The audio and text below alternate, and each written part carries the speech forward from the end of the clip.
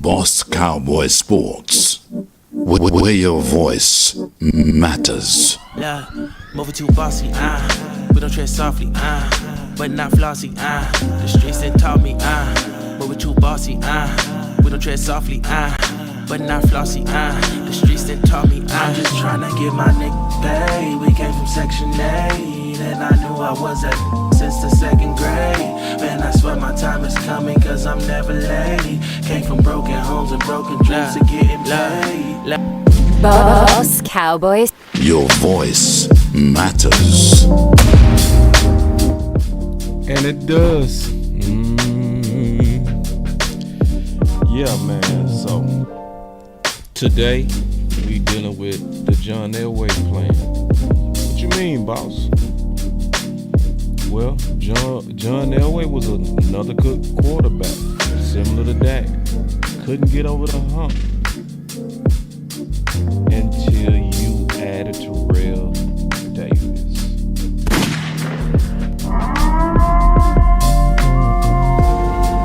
Now, that's a lot of Cowboy fans that really want to believe that because you paying a quarterback, you supposed to make him do it on his own.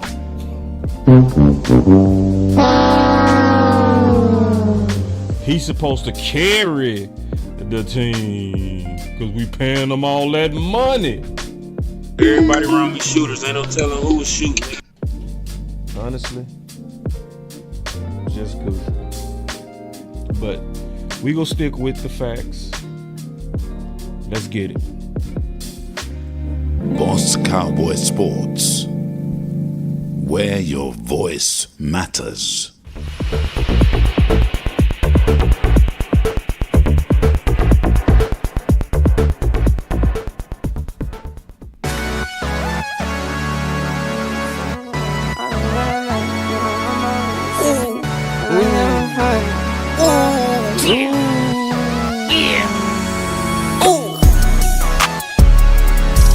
No watch, no diamonds, no watch, good timing, yeah.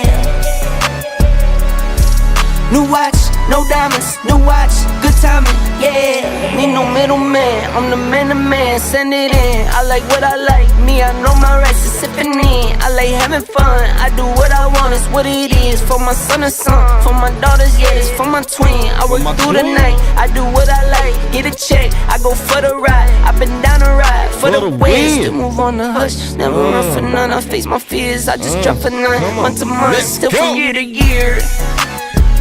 If you feeling Boss Cowboys, no watch, good timing, yeah. put your hands in the air. New watch, no diamonds, no watch, good timing, yeah. I'm sporty and rich, I'm sporty and rich, I'm sporty and rich. Do it again, again. I'm sporty and rich, I'm sporty and rich, I'm sporty and rich. Do it again, again. Get some checks, I invest and I spend a check. Spend a check, get it back, then I take a rest. Only race is the human, I take care of my skin. I was doing this as a rookie, now I'm up to vet. Set the trend, set the pace of play. I don't trip, but if I fall, bet I make a way. I take trips in the fall, watch the leaves change. I like to treat every day like it's my D-Day. Gotta treat every day like it's your B-Day. No watch, no diamonds, no watch, good timing, yeah. Take care of yourself. New watch, no diamonds, no watch, good timing, yeah. I'm sporty and rich, I'm sporty and rich, I'm sporty and rich. Do it again, again. I'm sporty and rich, I'm sporty and rich, I'm sporty and rich. Do it again. Welcome to Boss Cowboy Sports with your do it again. All the executives have a seat. Do it again. All right. So, you know, sometimes when you in these times, you like, man, Stephen Jones is talking and you kind of want to dig into it. But I'm like, nah, I dealt with that. We dealt with that on the final word. I think everybody pretty much caught up on how toxic Dallas is. So I'm not going to spend no more time on that. I want to spend this show on a solution, a winning idea. And ways for us to win a championship. See, I know even when you say that, boys, it's like, oh, hell no. But see, we still, in my opinion, got to keep our eye on that as the goal, even with and despite the obvious dysfunction. What's up, Regina? I see you in the building. So the thumbnail obviously has, John Elway, because I said this, but I'm gonna get into more detail. John Elway was a tremendous quarterback, had fantastic talent, all world talent, but was becoming forgotten about. Yeah. Was similar to Dak, where he was going on runs and making the playoffs and had good teams around him, but he wasn't getting over the hump. But see, people wasn't stupid then like they are now, because people are like, they say a lot of stupid stuff now, and it's very agitating, where there's a new doctrine that's out there that where quarterback's supposed to be able to carry a team. But the only problem is you only hear that with Dallas. You don't hear no other quarterback being asked to put the team on his back. I want y'all to go find somebody. And even when they say a player put a team on his back, he didn't.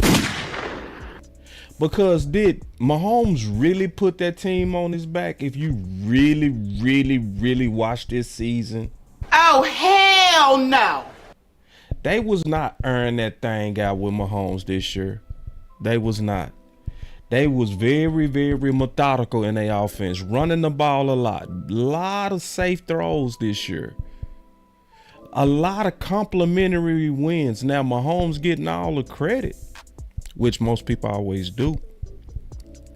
But if you really looking at it for what happened, that wasn't what happened. So I don't want to be of the doctrine and of the people that say, yeah, because we paid a quarterback all that money. When everything is going to hell, we need you to play so good that you could overcome bad coaching, bad defense, drops, everything. Nah, I'm not going to even preach that doctrine. I'm going to go to the doctrine that's been proven to work. Support your quarterback with talent. And I think one of the most important ways to do that is the running game. Because when they did that with Terrell Davis and John Elway, it actually took a lot of pressure off, where he didn't have to force throws, win everything with his arm. He was able to lean on that running game. Which also they had to respect the talent of Terrell. So what else did it do? It gave him more stacked boxes and more one-on-ones, which made him even more elite. I think Dallas should do the same thing. I think Dallas should do the exact same thing. And so I'm going to take this like I've always take the off season. Whenever I write the Boss Cowboy Guide, because I'm not doing it this year. Whenever I write the Boss Cowboy Guide, I look at it from all angles. Like most people, they focus on the draft. That's all they focus on. I'm not hating on anybody that does that. That's fine. I think if you going to be able to get a more thorough look at our needs, I think you got to look at all of it. And not even just free agency. You also got to, to me, start with our guys. So in every book that I wrote, I always have a section where I deal with first our guys, because sometimes the outside solution that we're looking for is sitting right in the house. It happens all the time. And I tell the story all the time, because remember when Jerry Jones was going out and he was saying we need to get a war daddy, and he was talking about a defensive end. We was needing pass rush. Tank was in the building. He was one of our guys. But what was also happening, Tank was coming off 2 back surgeries at the time. So he was starting to get looked at like he wasn't gonna turn the corner. You know, he was looking like a lot of people looking at Mozzie right now. And I'm gonna be honest, a lot of people, they giving up on Mozzie a little bit too fast, just way too fast. I think with any defensive lineman, especially defensive tackle, you got to give them 3 years. You do. But that's what happened to Tank. And then what happened? We go and reach for Taco because we need a war daddy. And the answer was always within.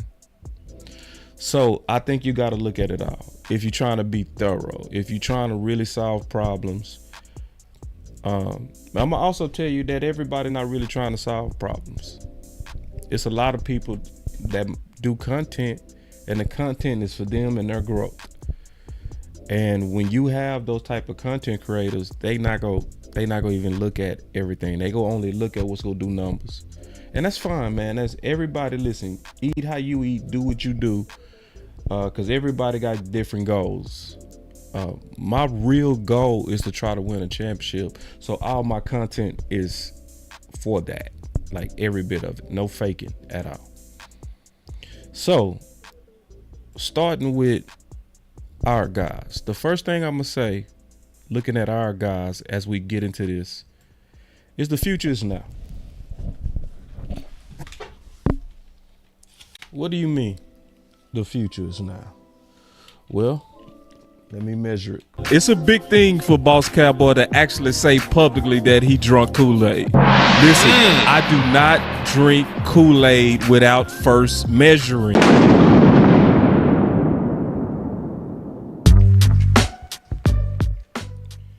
All right, so measuring this, I really want y'all to hear me out too. Listen. I want y'all to hear me. The future is now. Because I'm going to tell you something else that we done gave up on too fast. We gave up on the 2023 draft class way too fast.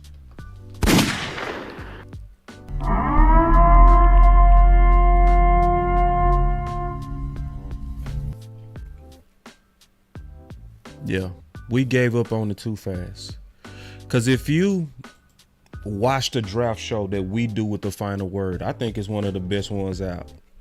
And I'm not saying that because I'm on it. I'm saying that because I know, especially at the end, it was only one draft show that I watched that was very honest the entire time. And it was ours. Because when a lot of people wanted Kool-Aid, and it happens every year. Every draft, we want to co-sign every pick. The one thing that I was impressed with when I rewatched the draft show, the final one that we did, every one of us was calling it a futures draft. We were saying that the draft from last year was not an all-in draft. It was a draft to replace players into the future. It was about budgeting. And that's why Jerry said this year in his all-in statement, he said, we're not doing that. Which is basically admitting that we was right. Yeah. The OC said it. Tuck said it. I said it. Big said it. DMV. We all said it was a futures draft. So guess what? The future is now. It really is. And what am I talking about? Guys that showed some flash last year, go get their chance this year. This is the year that they go pull these balls out the red shirt closet. Yeah, and I have a feeling like a lot of us thinking we go 2 running backs, draft 1, right? Get a free agent. Like I'm hearing now, I'm betting you we go stick with our guys. I'm telling you. Yeah. So in our quest to look for these running backs, I do want to remind people that we do have guys in the building that was, for a lack of better words, red-shirted. And I'm going to be honest, that got some upside. A lot of upside. So let me talk about it. I'm going to put it like this. And I mean this, bro. If Deuce would have came out in this draft right here, dog, this particular draft, man, Deuce go get drafted in the 3rd round. For real. Deuce in this draft would be probably the best back. One of them easily. Cause to put it like this, in my opinion, some people don't agree with this, but I do my own analysis. I go black. I make my own opinion. Last year running back draft was way better than this one.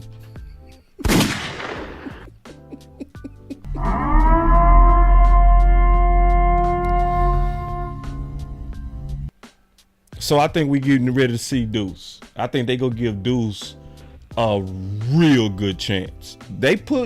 We got cute last year. I'm just being honest. We got cute. We did. We really didn't even have needs. Even Mozzie was a luxury pick. Think about it. We didn't need Mozzie.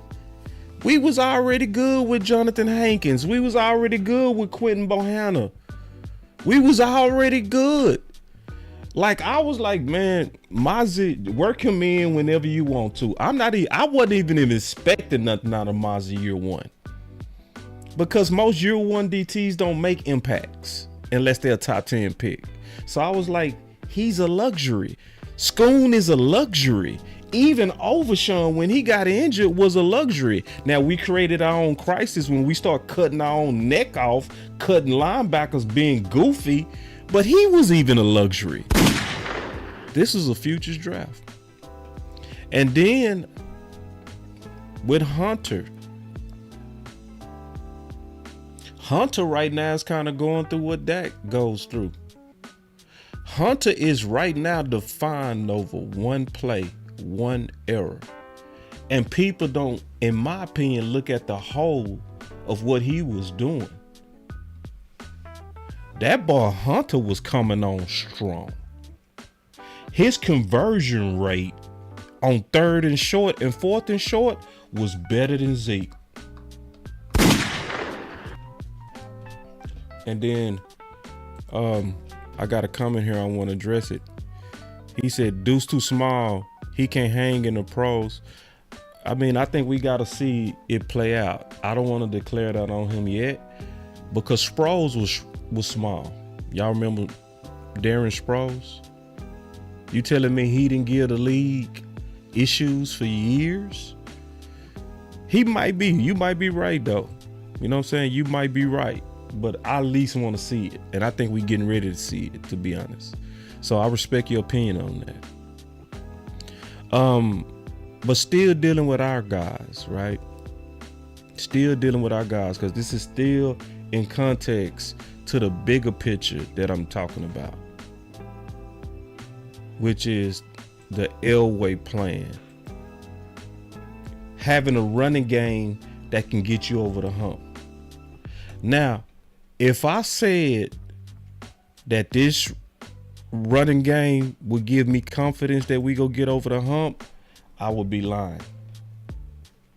I don't see the combination of Hunter and Deuce as that winning combo that's just gonna tear the league apart. I would be lying. Oh, hell no. So I will say we need more. So then let's continue to talk of our guys, okay? Continuing to talk of our guys. What we gonna do about Tony Pollard?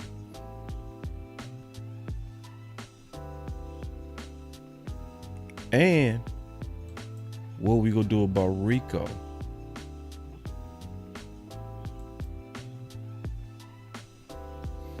I got a feeling.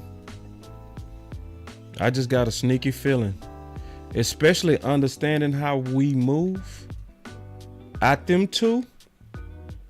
I think we gonna bring back Rico. Yep. But see, cause we can see that Stephen Jones is not humble. Regina said bye. Boy, Regina gangster. She said, hold on real quick. She said bye. Hold on real quick. Get out of here, Rico. Get out of here, Pollard. Bye. I ain't mad at you. Woo, boy. Yeah. I think we will keep Pollard if his price is dirt cheap. Yeah. I think he would have to be dirt cheap. Because the fact that they didn't tag him again is basically admitting that they made a mistake last year. And they did. They really did. They made a mistake. Because they tagged him. His tag cost $10 million. His tag cost $10 million. And most of the running backs was going that was just as good or better for around 5. You fumbled, Dallas, again. And that's no knock on Pollard. It's just what I'm saying is you overpaid being cute again. Because even if you look at the tag now, it's 11.9 for running backs. 11.9. Man, they almost starting to treat running backs like punters. Woo! For real. So, yeah, when you looking at this team, let me ask you a question. Would y'all be mad if Rico returned? Would you be mad at that?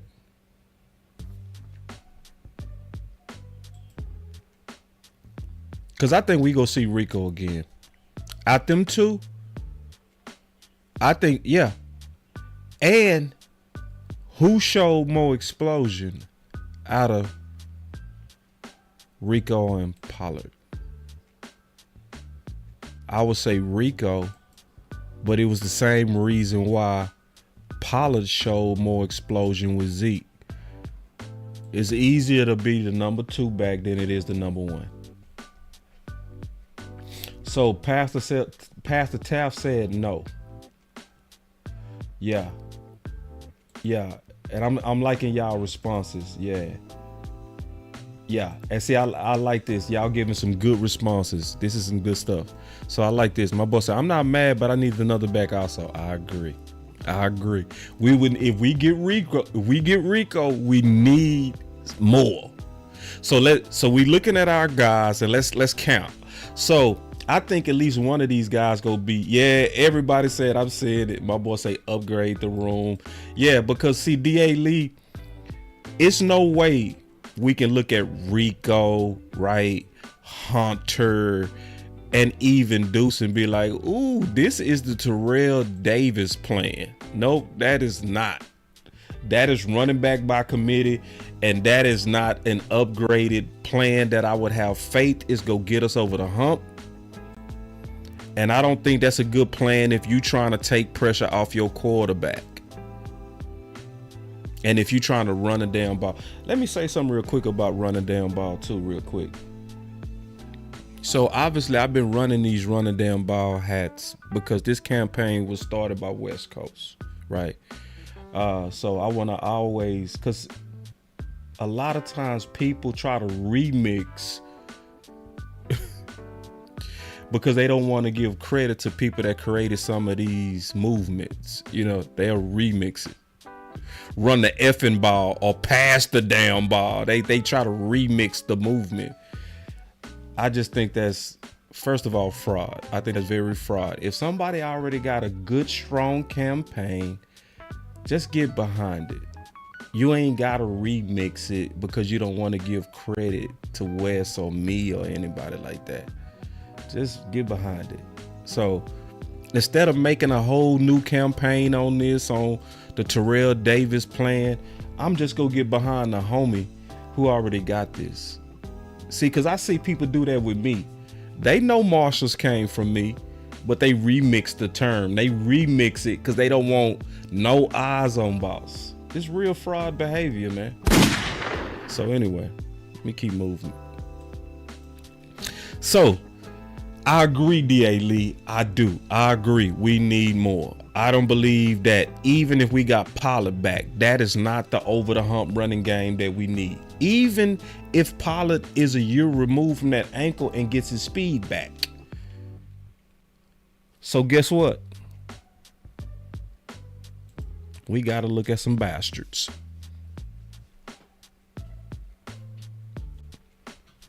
Bastards. We got to look at bastards. Yeah, because see, my thumbnail, if you look to the left, I got a bastard, Josh Jacob, with another one of these potential star running backs, right? Braylon Allen.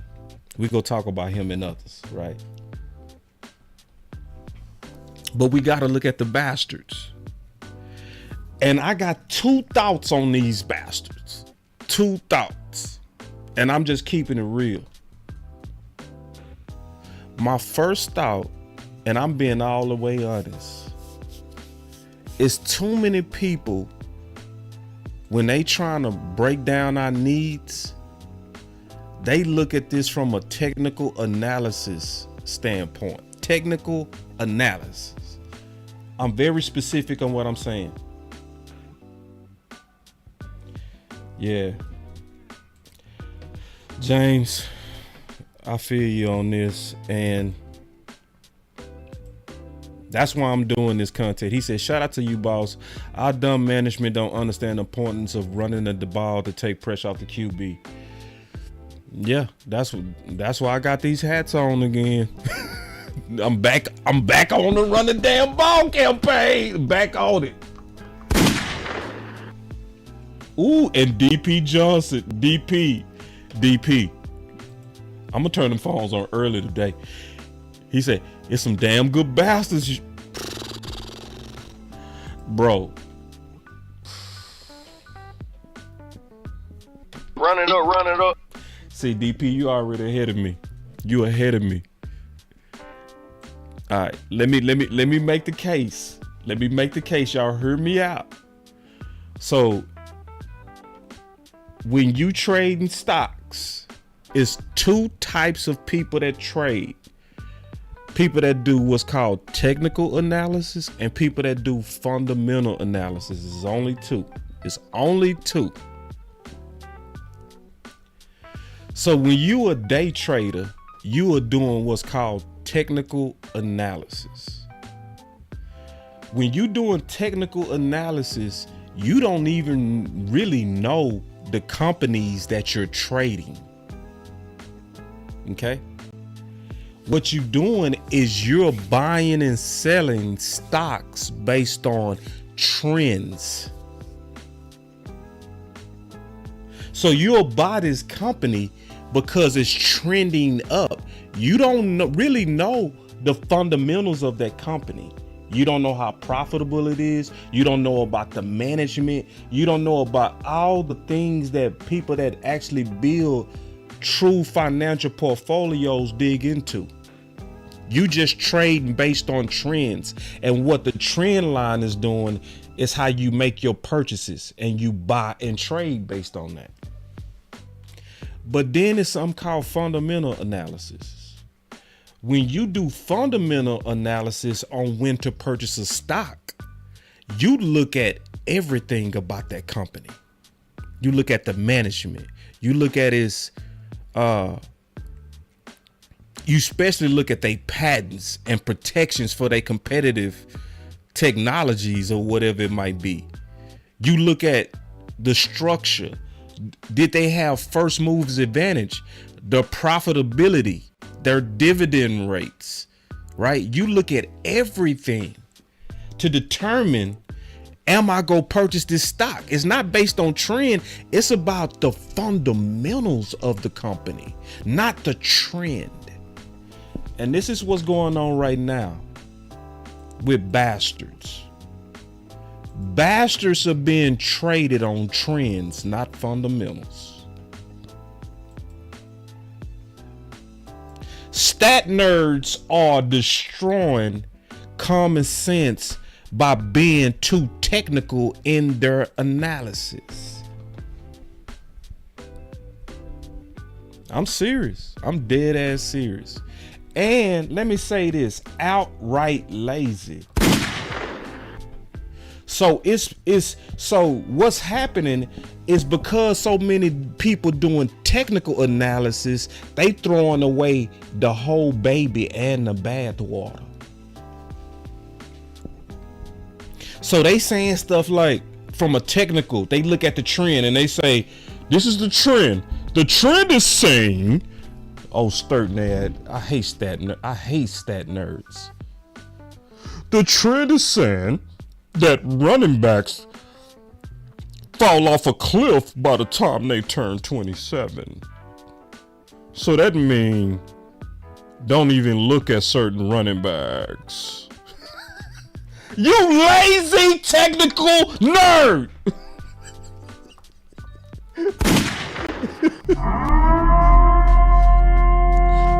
No, don't get all these old running backs. It's better to go just get a running back in the third round. Technical analysis. Yeah. Instead of the fundamentals. Because if you look at the fundamentals, I'm going to look at, because also, this is why I'm bringing this up and talking about stocks. This is the reason why I'm talking about this. It's because we've all heard this. I don't care where you from, you heard this. That the basic bottom line thinking in the stock market is to buy it low and sell it high. Meaning you trying to get it for a value. I honestly think what's going on in the running back market, I believe is so depressed right now that you actually have some opportunities if you're willing to think outside the technical nerd analysts. And I'm gonna say this about running back as I'm trying to help Dak, and I'm thinking about my Terrell Davis plan, trying to get that next level running game going. I'm talking about next level running game. Next level. I'm talking about dangerous. Trying to support your quarterback. Trying to take your quarterback to the next level. I'm talking about pure danger. I'm going to be honest, bro. I don't care what nobody say. That's why I always go black, because I do my own research and I don't follow the crowd. This running back draft class is not as good as the free agents.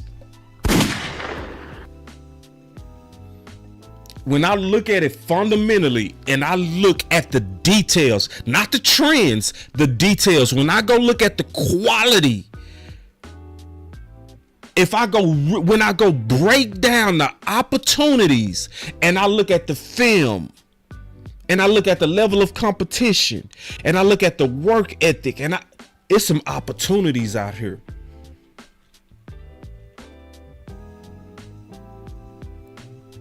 Bastard opportunities. So let's talk about them. Bastard. This is why I say bastard too. Some people might be new to the channel. They might not understand what I mean by bastard. See, the Dallas Cowboys, they treat outside free agents like bastards. They treat them like. So when I say that, I'm basically saying free agents. So people that been rocking with the channel, they know that, but I want to explain that. Some people, well, what you mean bastards? Yeah. They're going to be viewed as outsiders if they come to Dallas. So the big common names right now, in order of popularity is obviously Derrick Henry, Then I would say behind him is Saquon. Then behind him, I would say Josh Jacobs. And then behind him, I would say Swift. That's the order, in my opinion, of popularity. My order is actually different. My order is different. My order, in terms of what I feel like is a fit for the West Coast, especially if you're going to be catching the ball, Swift is number 1. Saquon number 2. Josh Jacobs number 3. Henry number 4. What? Oh, hell no. See, I already hear y'all. What? What? Yeah, I said it. Yeah, that's how I see it. Yeah. And it's not saying Henry ain't a fantastic, great back, because I still believe he is. I just don't see him catch enough to see him as a fit. And on top of that, in my opinion, he's in a volume run game offense that features him. He's go get his attempts every game.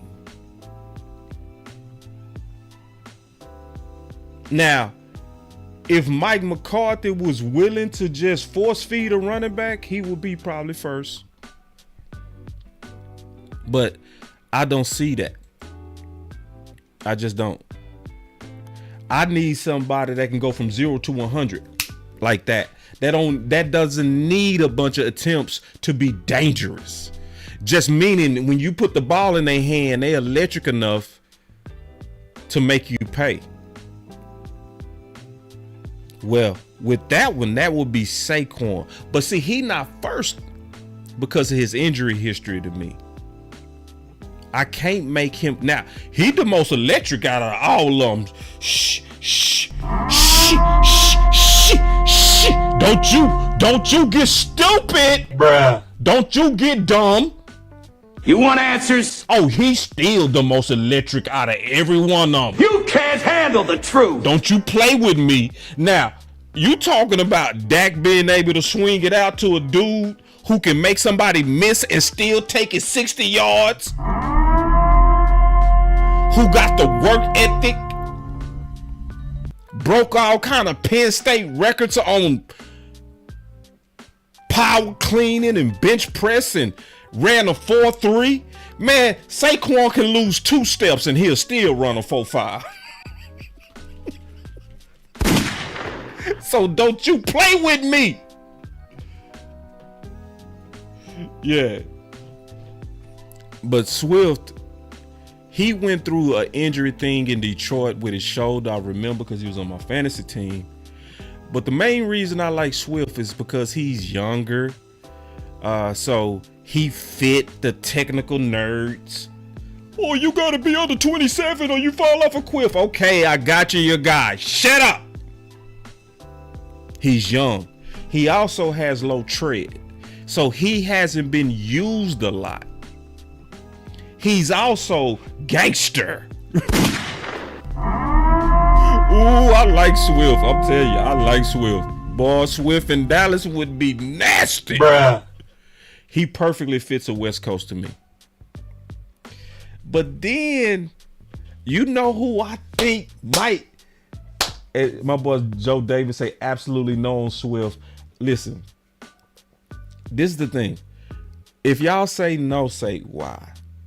Because see, some of y'all, I know what y'all do. Y'all say no because you actually got a pet cat. I don't want to hear just no why. Like, what's your problem with Swift, Joe? I want to hear your, because, and see, hold on.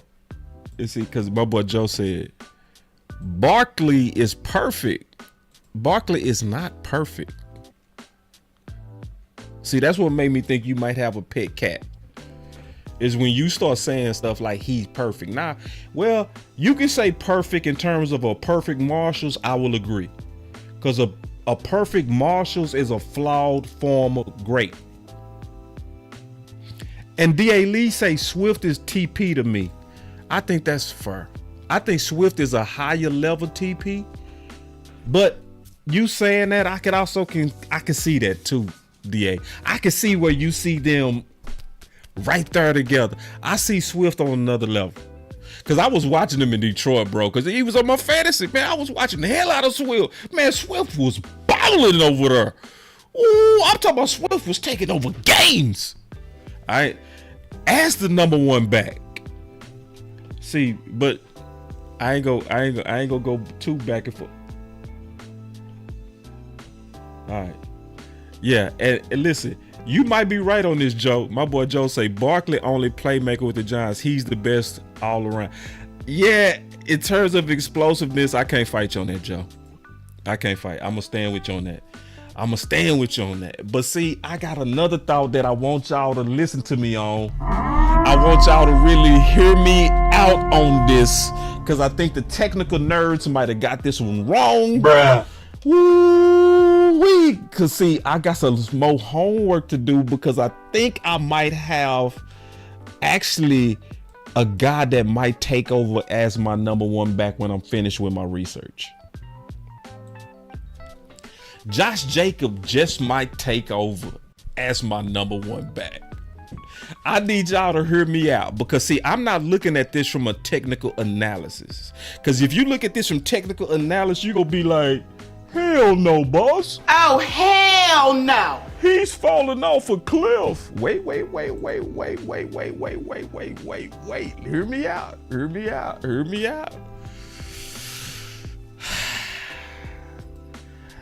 It might be something else that's going on. And I think we got to be open to this. I think, because remember, I told you I hate stat nerds. The technical analysis boys. I can't stand them. The trend is saying this, so we need to go with the trend. But they don't look into the details, the fundamentals. They don't go look at the leadership. They don't go look at what happened. They don't go look at the emotions. They don't look at nothing but the trend. Stat nerds, I can't stand them. I hate what they doing to the game. It's them stat nerds why we got all these old puny linebackers. Let me get back to this. So y'all remember what happened last year. The Raiders plan to place the franchise tag on star running back Josh Jacobs if the sides don't reach a deal by Tuesday deadline per sources.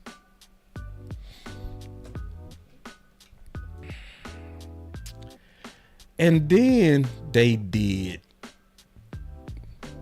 The all-pro disagreement and the franchise tag that shall not be signed. So he didn't sign it.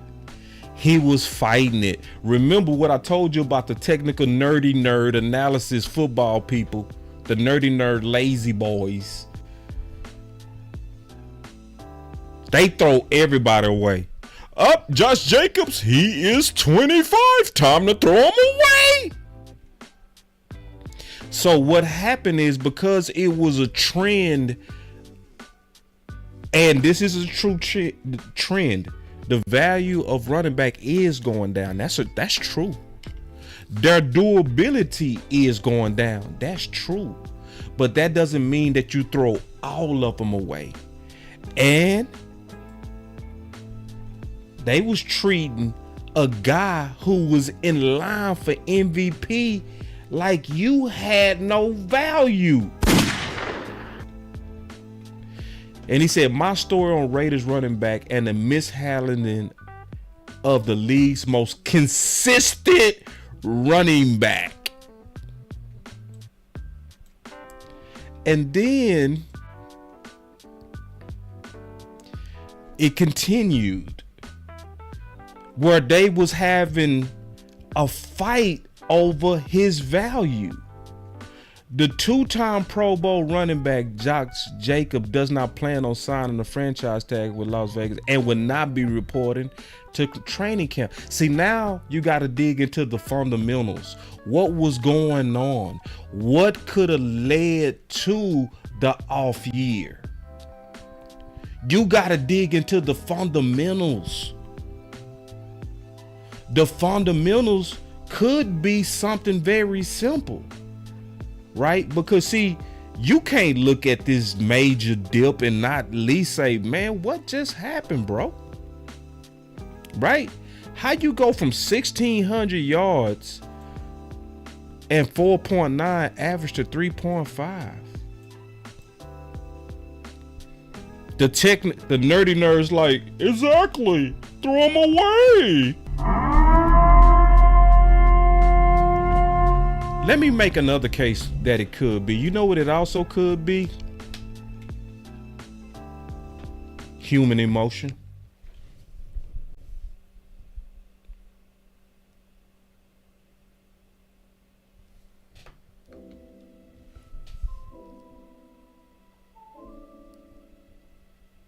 It could be human emotion.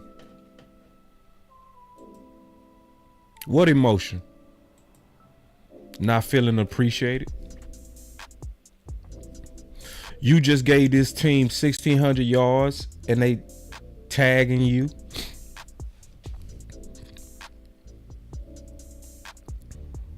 Treating you like the rest of the bastards. You like, wait. I ain't them, bro. Nah, why you treating me like that? Sometimes dudes check out. Let me tell y'all something. The Raiders is one of the best teams to raid with talent. It's something about that Raiders organization, man. They know how to piss off some real good talent. They are good at it. Bruh. To where it can become an opportunity if you looking at it like stocks. Buy low, sell high. Now, we've done it before. We've seen this same story before too. A couple of times with the Raiders. Y'all remember this dude right here named Amari? Go look at his 2018 season. It looked just like Josh Jacobs. Just like Josh Jacobs. Look at 2018. Was split between the Raiders and the Cowboys.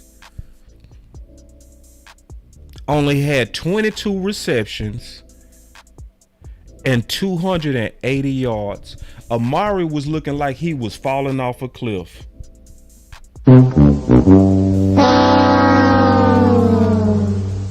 But that's when the Dallas Cowboys had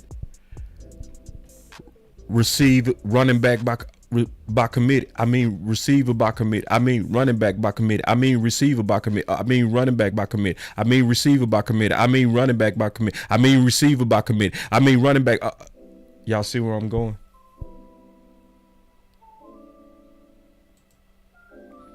See, that's when the Dallas Cowboys was playing with that receiver by committee. And it was obvious they needed to take another step.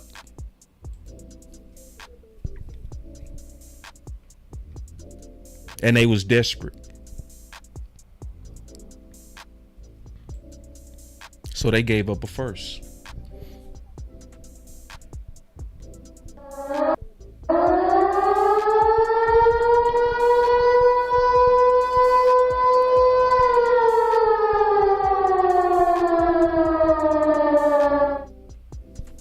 What happened?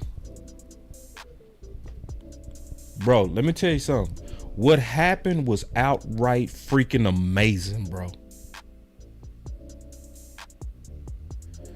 Amari Cooper in 8 games has 725 yards and 53 receptions, and him and Dak had literally no offseason together.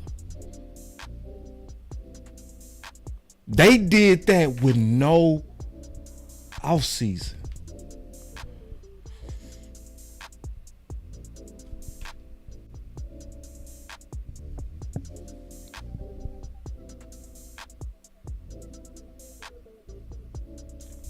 Damn.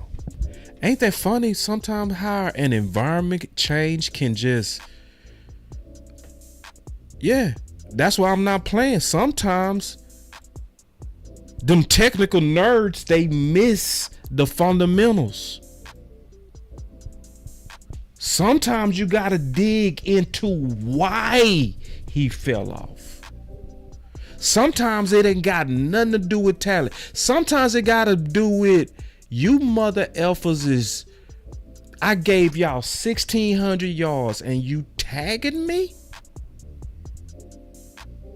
I was all you had and you tagging me. And you fought me to the end. Yeah, it's the emotions.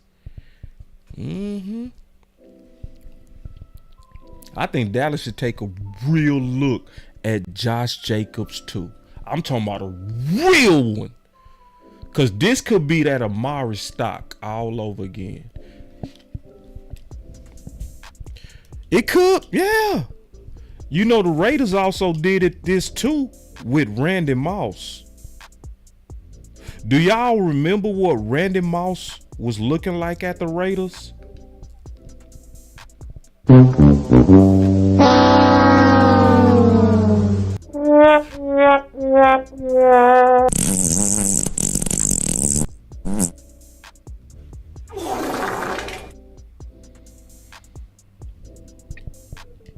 And see, D.A. Lee. See, this is the issue, D.A. This is what's funny. This is why it ain't no excuse for Stephen Jones. Every one of these running backs are depressed this year. They haven't tagged none of them. This to me where you have to have foresight. You feel me? You got to have foresight to do this.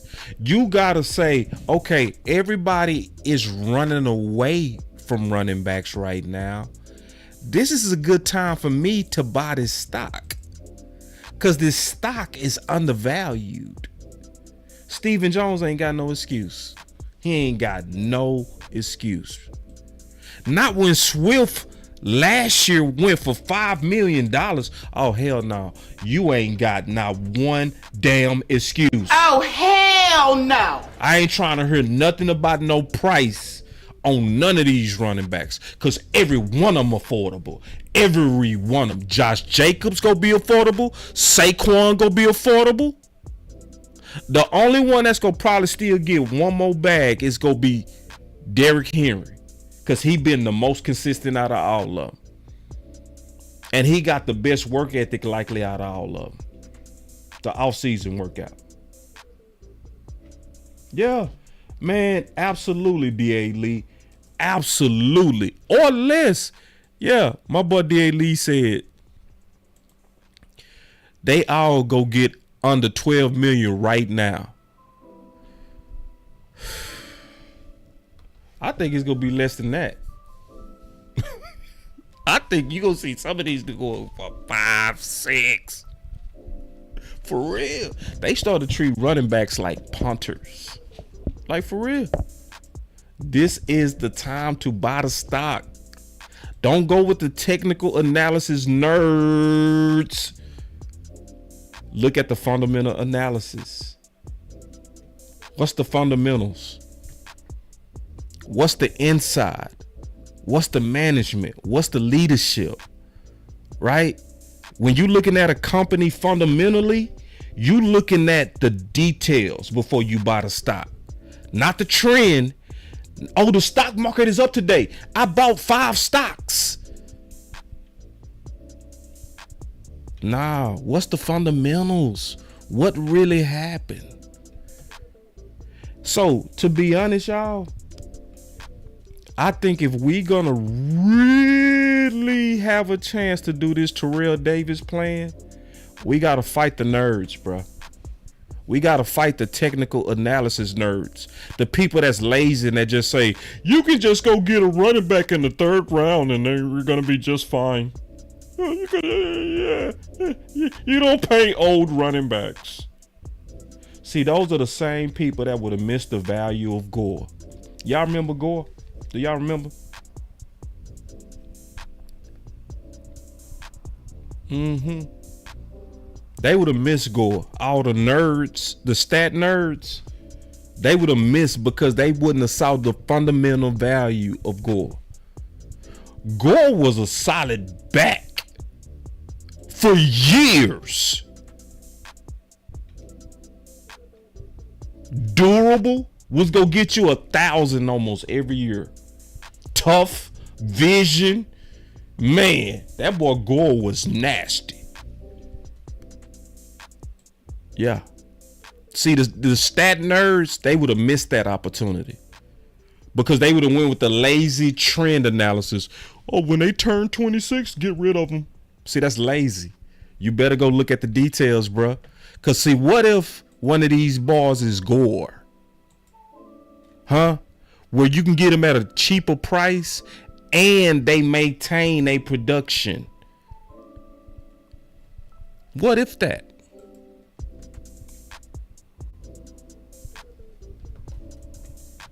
So to be honest, and to tell everybody the truth, to me, if you're really trying to hit the plan of helping out Dak with an explosive running game and running back,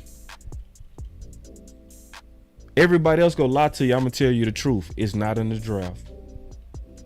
It is not in the draft. Nope. It's in your bastard. Your bastard is your best chance of getting Terrell Davis. A bastard. Yup. That's your best chance. So let's talk about some potential new sons. And then I'm going to take some calls. So when I talk about sons, I'm talking about potential draft opportunities for us.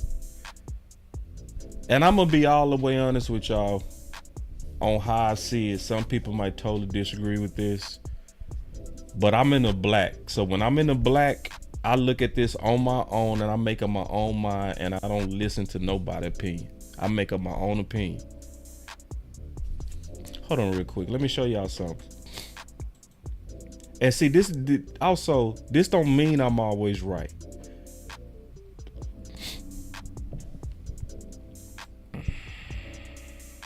Y'all give me a sec. I need to show y'all something real quick. Some of y'all go think this bragging, but I'm not. But it's a real benefit of going to the black. Because see, right now, a lot of people, what they trying to do is they trying to learn these draft candidates and these free agents. So what they doing is they copying off each other's paper.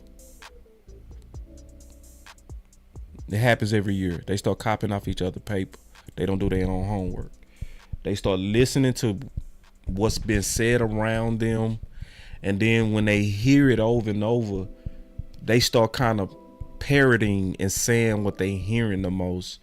And then they fall into what's called groupthink. Okay.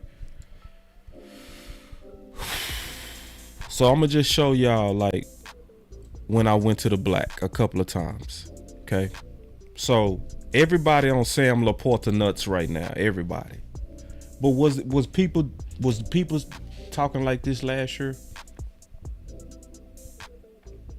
No. I had Sam Laporta as my number 2 tight end. I had him graded over what most people had as the number 1 tight end. Dalton Kincaid and that Notre Dame tight end. I forgot his name. Nah, but what I said about Sam Laporta, I said he's an upgraded version of Jake Ferguson. See, that was wild to say last year because Jake Ferguson had a good year 1 as well. And I love Jake Ferguson. I call Jake Ferguson a baby Witten. coming out the draft. So for me to say Sam Laporta was an upgraded version, bro, I knew I was putting my nuts out there. I said the Jake Ferguson comp is always about a tight end that does everything well. Yeah, it was Mayer. Thank you, Pierre. Laporta is very physical, has excellent hands, is very athletic, and has the wiggle. I saw the wiggle in this game to be perfect for the Dallas Cowboys. Most importantly, Laporta has the blocking ability in spades. So, see, and these are the type of things that you get right when you don't let other people think for you. Look at what I said about Clark.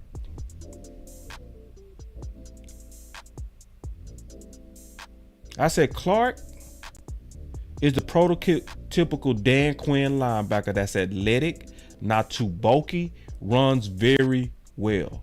Without knowing the design or defensive schemes, Clark seemed out of place. What are we seeing right now?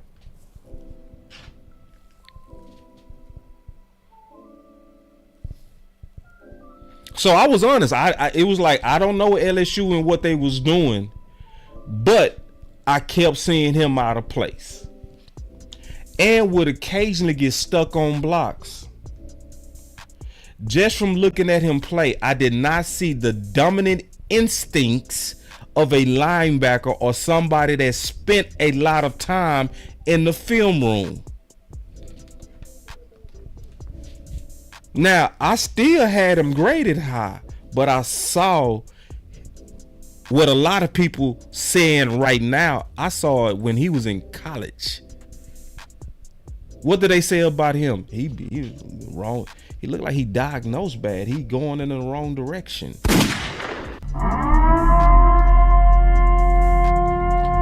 But this ain't bragging. What I'm really doing is saying I should have the credibility to say what I think. And I'm telling you, this draft class, the class,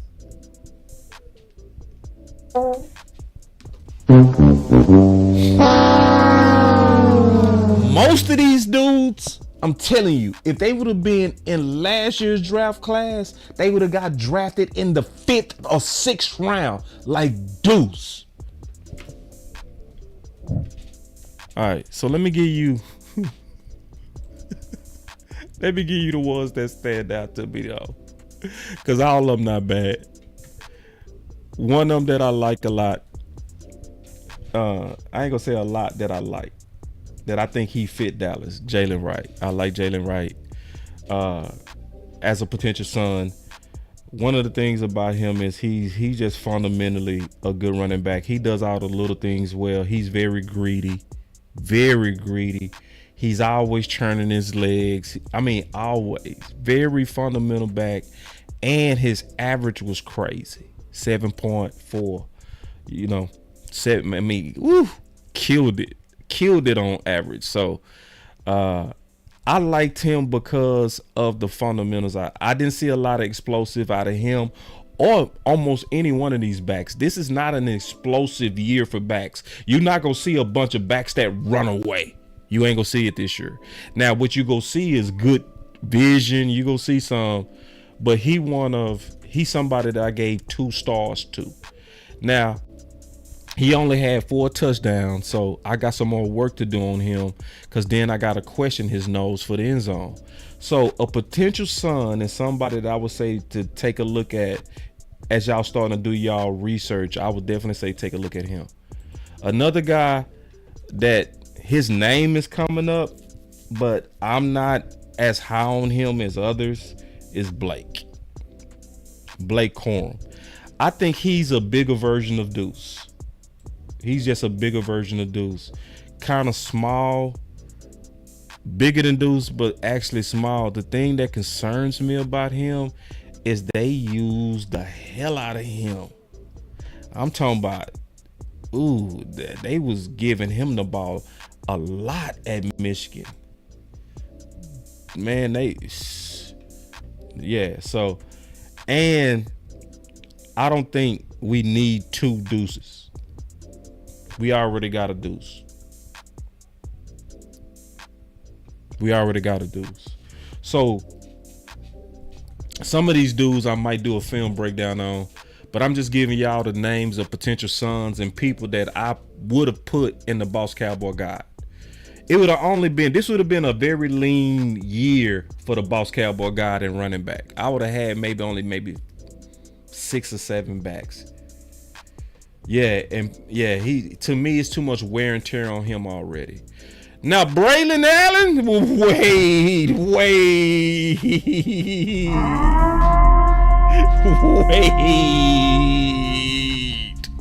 See, Braylon might be one of the best fits right now. Yeah, in my opinion. First of all, he is big as hell, bro. 6'2", 245. Oh my God. But on top of that, he runs with some damn good vision. Yeah, and his patience, I'm like, bro, big boy beat, man. I say this dude who got some vision. Now he ain't gonna break away. He ain't gonna, but man, so if I'm trying to compliment the room, y'all go take a look at Braylon. He might be the most ideal fit. He might not be the best back in this draft though. He might not be, but I think he might be the best fit for Dallas. Plus, what I like about him is he's very consistent, bro. He's very consistent. His production is very consistent. When I look at a back, I don't like to see a drop off in a senior year. Cause see, if you look at yards, you'll say, oh, he didn't do as good. No, they didn't use him as much. Oh, Dante Foreman, I like that Tyrone Church. I feel you on Dante. I do. I always like Dante Foreman. I'm gonna go look at him too. I ain't looked at him yet. I trust my boy Church though. Church don't tell no lies. Tyrone Church don't tell no lies. I need to write a note to myself to go look at Foreman. Because I'm going to probably do another show on running backs. Because this is one of the most important things I think in this free agency. Hold on. Y'all give me a second, man. I'm just writing a note down for my homie Tyrone real quick. I need to write this down. Y'all give me 1 second, man. Dante Foreman. I just need to write a note to myself to do some research on him. Appreciate that, Tyrone. Appreciate that, man. That's how we work together right there, man. That's a community. I love it. Community of ideas, bro. Putting good ideas out there to help us win. I'm going to check them out, too. Somebody else said Zach Moss. I'm going to write that down. See, I'll be listening to y'all. See, y'all, because it's not just, this ain't just to where I sit back as, I'm the expert. Y'all listen to me. No, I listen to y'all. For real. We got some smart people, man. Like I told my boy D.A. Lee. I told my boy D.A. Lee on Twitter. I said, bro, you got a good mind, bro. You got a real good football mind. You know what I mean? Like a lot of y'all, I can name so many names. I'm not gonna do that. I'll be doing it all day. But just from watching, I'll be watching the chat and just the stuff I get from y'all be impressive. But Braylon is just kind of, going through the Suns. What I like about him is he's very consistent. So, and he wasn't used as much his final year as the year before. So if you look at yards, you'll be deceived. You'll think, oh, he not the same. No, they didn't use him the same. And it's a trend that's going on in college that's actually good.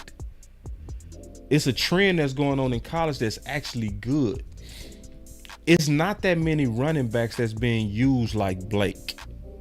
Most running backs, I'm noticing a trend even in college, they starting to run the ball less.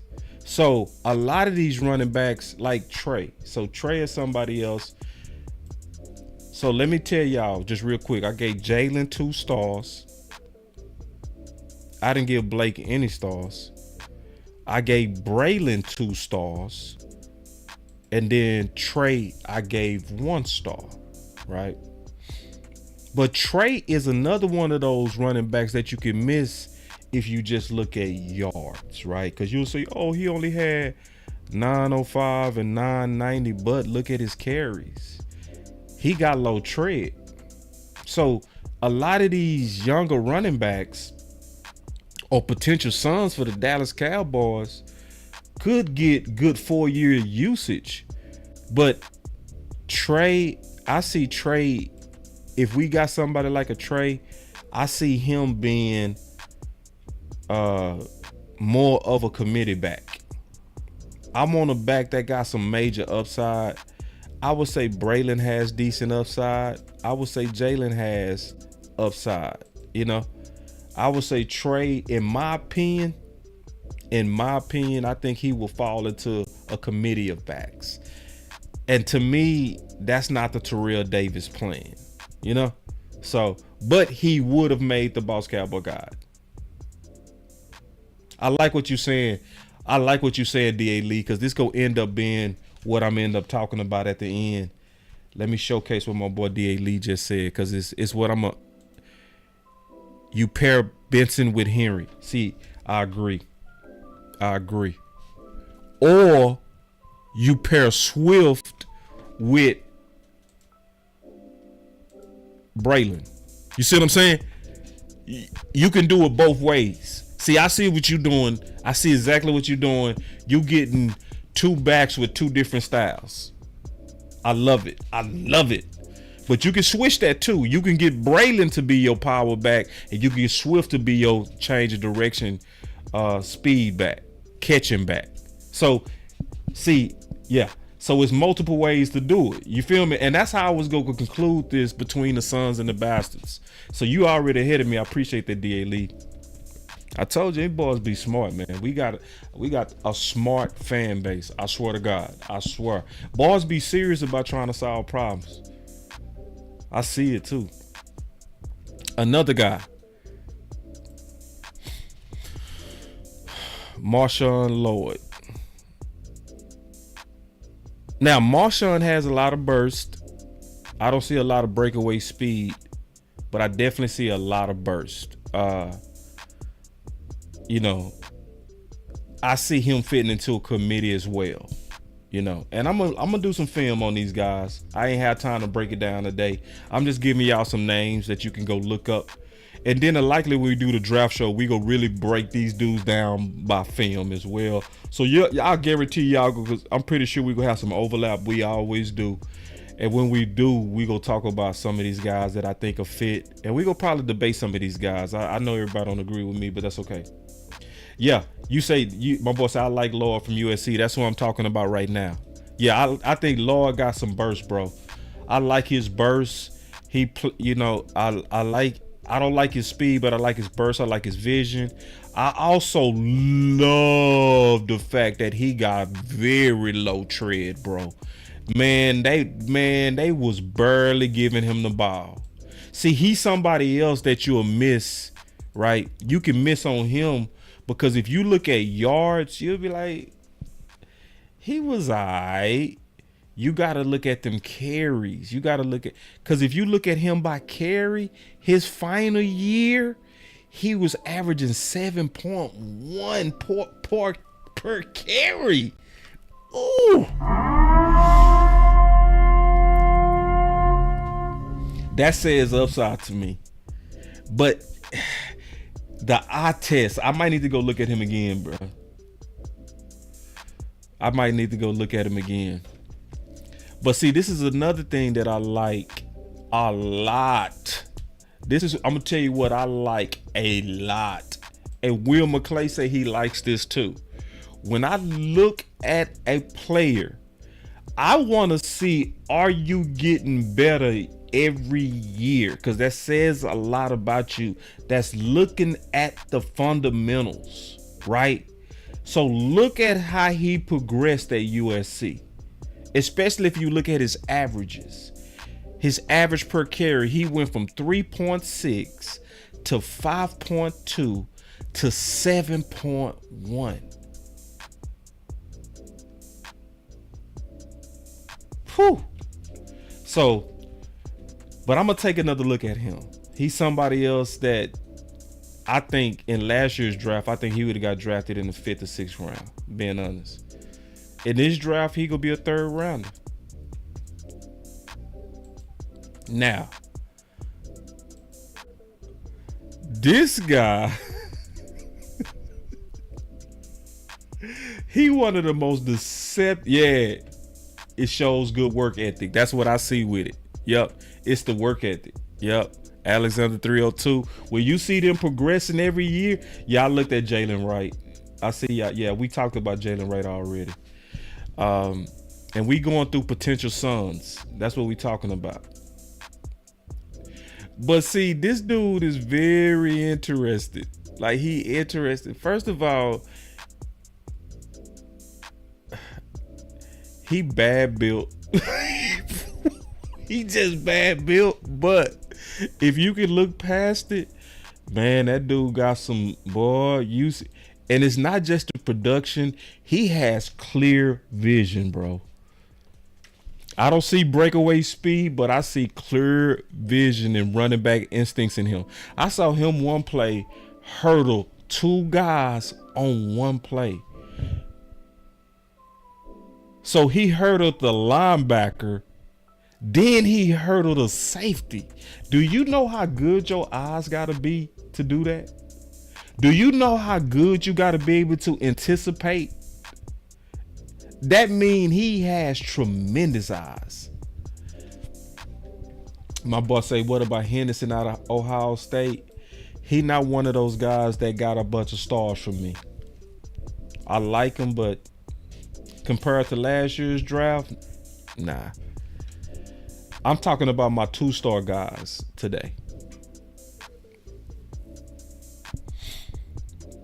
Another thing that I like about him, and I like about, is he had 18 touchdowns.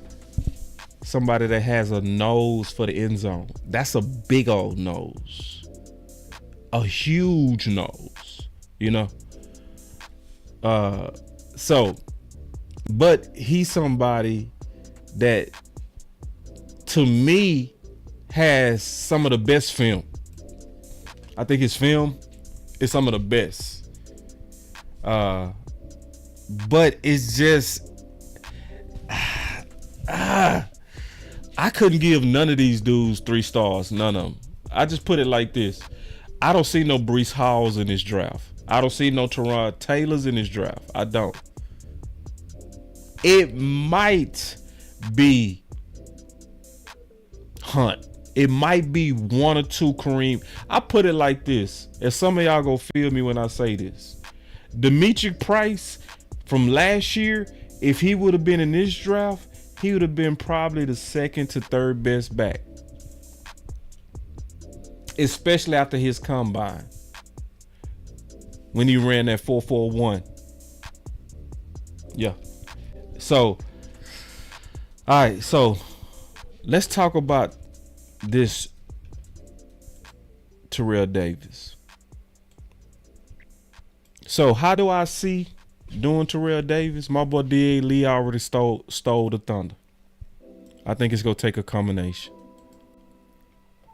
I don't trust the committee as is. I'm not saying they not going to be good. But what I'm saying, I don't trust the committee to take pressure off Dak. I don't. I would want us to do a cheap all-in. A cheap all-in would be targeting one of the bastards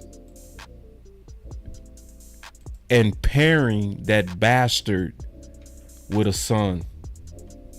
One of the potential draft picks that I just talked about.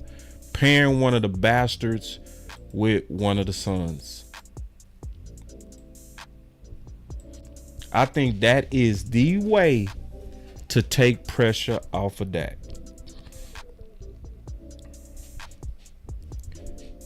So let me take some calls. Pollen paper got them talking nice to me. Down the bottle, it be going right.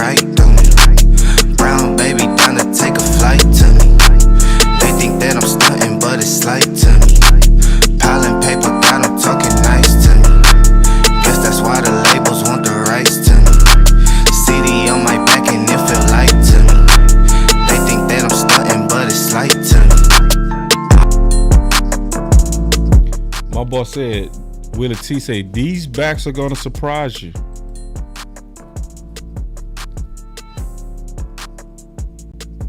I will be surprised. I ain't gonna lie to you. And then do me a favor. Say which ones. Say which ones gonna surprise me, right? Because I don't like blind optimism. That's why I hate the offseason. I mean that. I hate the offseason. Because in the offseason, I always see it. I call it the time of delusional optimism.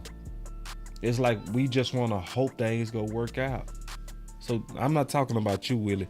I'm just saying, with you specifically, I'm gonna say, put a name on it. Which one of these young backs is gonna surprise?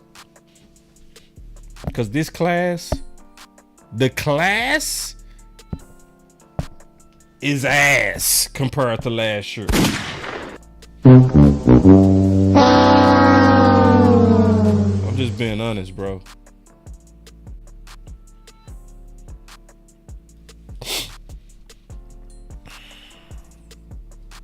Yeah, I'm just not impressed. I'm not like.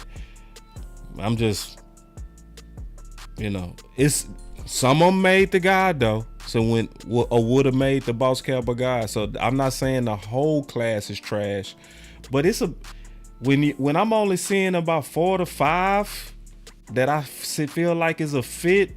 That's and I didn't give none of them 3 stars.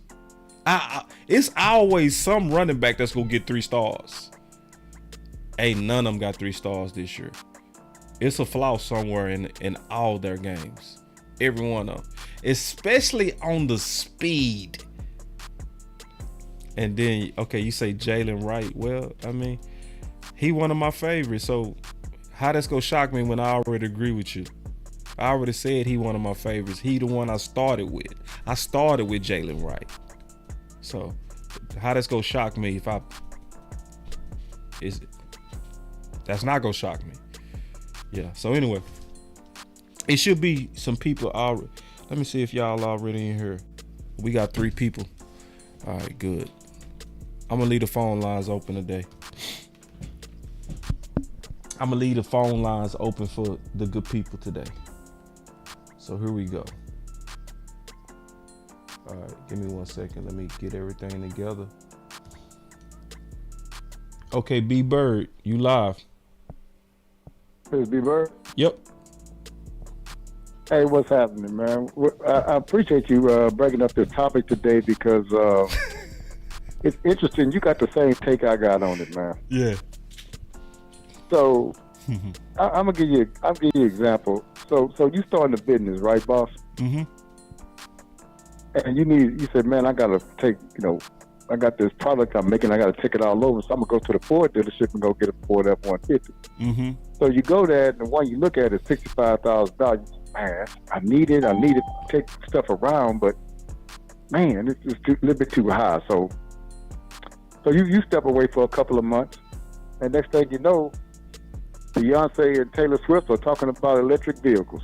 And everybody goes out to buy electric vehicles, right? So next thing you know, you go back to the car dealership and look on the lot, and you say, hey, man, the truck's still here. Yeah, man, we can't move these vehicles right now.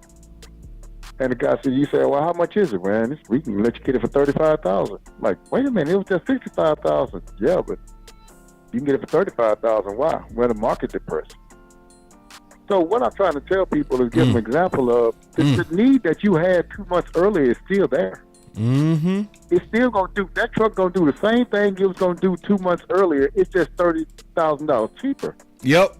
And so the analogy I'm trying to make, y'all, it's not like it's a fullback. These running backs are still valuable. That position is still valuable. The market's just depressed because the NFL has done that. Right? Yes. They did that on purpose. Yep. And so they just, the reason why they did that a long time ago, they started doing it in the 2000s, is because, hey, we got to pay these quarterbacks. You're going to a passing league. We don't want to pay quarterbacks and pay a running back prime money. Right. So what we're going to do is we'll take that running back that runs for 1,600 yards, and divide his carries up and have one running back get 800, other running back get 800 and 4 touchdowns. So when they come to the negotiating table with 800 yards and 4 touchdowns, we ain't got to pay them that much money. Right. And so it was strategic how they did it. They did it and it worked. Yes. And so what people start thinking, boss, is that, you can just get a running back throwaway. No, they not. No, they the not. running game is not throwaway. No, Look it's at not. Kansas City. Right. Look at San Francisco. Yes. Look at Detroit. Right. Ooh. All the teams that are in the Final Four use the running game. But you let everybody tell you it's a passing league. Well, why everybody running? And so the thing about it is running the ball and stopping the run would still be the basis of football. You could try to change it if you want to.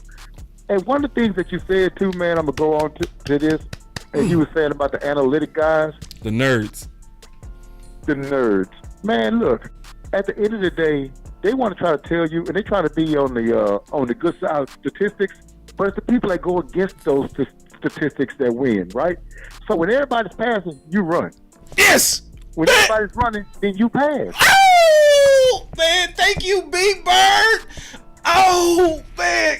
Oh, hold on real quick. I got to clap it up.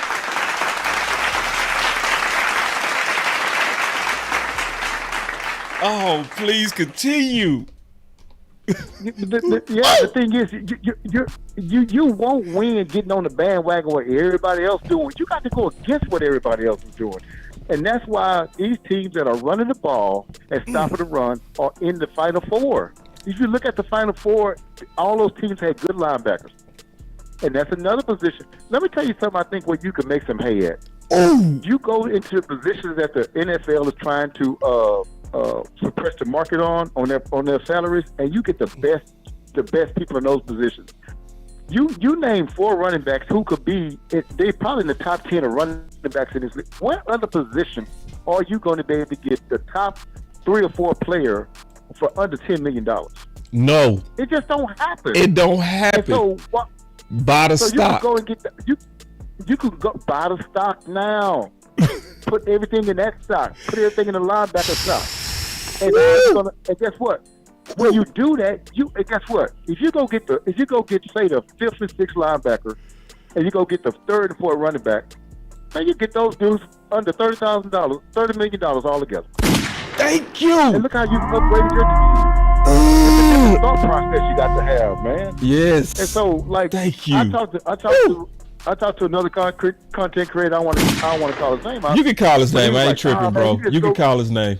I ain't tripping. No, it's one of my people. So it was just, man, you go get one in the 3rd round. No, why get one in the 3rd round where you can get a dude? Man, that market fell out last year. I mean, Tony Pollard was happy with his tag at the end of the whole thing because he was. If the Cowboys would have waited about 3 more weeks, he probably would only got $6 million, man. If that. Those running backs right now, they're saying like, these guys are Foreman Jacobs and Henry, and they're gonna get $12 million. No, they ain't. They're gonna suppress that market like they did last year. Yes, they are. Guys gonna be happy to get about 5 or 6 million, like you said. Yep. They're not gonna get no double-digit $1 million, man. I'm telling you. And so what you're gonna almost be able to get, you'll be able to get 2 dudes damn near for what you got Tony Pollard for last year. I said the same thing, B-Bird. You can get 2. Man, I swear to God, B-Bird, I swear to God, I was talking to Blackwell. I said the same thing. You could get 2. Go ahead, B. You killing it. I'm loving this call. Man, you would get you can't tell me you can't get a Jacobs and a Swift for the same price you got Tony Pollard for last year. And look what you've done. Look what you've done. Not a Jacob, a Foreman and a Swift. You get a Foreman and a Swift for the same price. And look how much you upgrade your talent. Yes. Now what you just said is the Terrell Davis plan. Oh, that is. Woo! Well, here's another thing, too, what you don't want to play around with in the draft. Your team is ready to win now. We ain't got time to groom a guy for 3 years. We don't have time to develop, man. And I'm not saying not to draft one. I'm saying that the main guy needs to be a guy off the list that you called. And if the rookie outperforms him, then so be it. But So yeah, that was my thing there, man. But one thing I was going to tell you too, man, is that I'll tell you an offense that I like. One of my favorite offenses, and I lived through the '90s too. But I'm not going to say it's take out the '90s. The 2014 Dallas Cowboy offense, I loved because what we had a gunslinger in Tony Romo that we allowed to be a bus driver. Yeah. And then if you stacked up against our running game, then he'll eat you up throwing the ball because he had the ability to do it. And we need to get back to that where we run the ball more and become a dominant running game. If you want to put all the people in the box, man, Dak could throw for 450 on you. and that's what we need to get to, man. So I think this offseason, man, they got. And one more thing, and I'm gonna let you go after this. I never understood. I think 2023's running back class was one of the best, most talented running back classes I'd ever seen. Just from top 20. I was like, all these guys can play. But we go get Deuce out of that? I thought we made a terrible mistake by not getting one of those guys in, say, the 4th or 5th round, man. They had some bell cow guys in there. I think you mentioned that, like this draft here doesn't. It pales in comparison to last year's draft. It man. does. See, B-Bird, they think I'm just talking. We're not just talking. It doesn't have top end quality nor the depth. It no, have any, they don't. Nothing of that. Now I don't see it. Now somebody else gonna say I don't see it. I don't see it. I'm like, nah. But when you have a draft, like last year, that's why you take the running back because it's so deep. That means that you in the 5th round may get a guy that can go the next year in the 2nd round. You see what I'm saying? Yeah. But you get him at the 5th round pick. And that's why I thought that, man, that thing with Deuce, and I'm just, I like the kid, but I think that was more for show and for theatrics. And the Joneses got caught up in the moment and did that. But there was other guys out there to get, man, and they just didn't get him. But I'm going to let you go, boss. I'm going to let other people get on. But what I wanted to say is, man, is that the time to get running backs is now. We are set up at 12-5 over the last 3 years to make a big push, and we need to get at least 2 of these guys off this list. I think we can do that for $12 million, man. Man, if you can get 2 of these guys off this list for $12 million, man, you are cooking with gas, man. I'm gonna let some other guys get on, man. I appreciate you, brother. Man, that was the call of the year right there, man. Appreciate it, B-Bird. Oh, man, that was a fire call, bro. That call just made my day. Some calls make your day, man. God, dog. Prince, you live. Hey, brother. What's going on? Man, I'm not happy about Cowboy. About the statements that he put on today. Like, he really got under my skin. Yeah. Stephen Jones? Yes. Oh, yes, sir. Yeah. Yeah. What? Go ahead. Yeah, because he did too. And I almost wanted to do content on it, but I was like, nah, I'm sick of that. And that's like B-Bird said, yeah, let's just change to solutions. I was sick of gossip. Like, I'm so sick of this shit. Like, let's get to some like pushing ideas. But go ahead and vent though. Here's my shoulder. You can cry on it. Go. Yeah, shoot, man. But you know what? I was agreeing with what Big Bird was saying. That why, after running back, if you can get proven talent in free agency for a good price, it don't make sense. Stat nerds. It's you want to act like you're the smartest person in the room, but you have proven that you're a moron. That you don't know what you're doing. Yeah. And then you're so arrogant. You're so arrogant. And then like, I mean, I would think a light bulb would have flashed in his head. I was like, okay, this isn't working. So we need to do something else.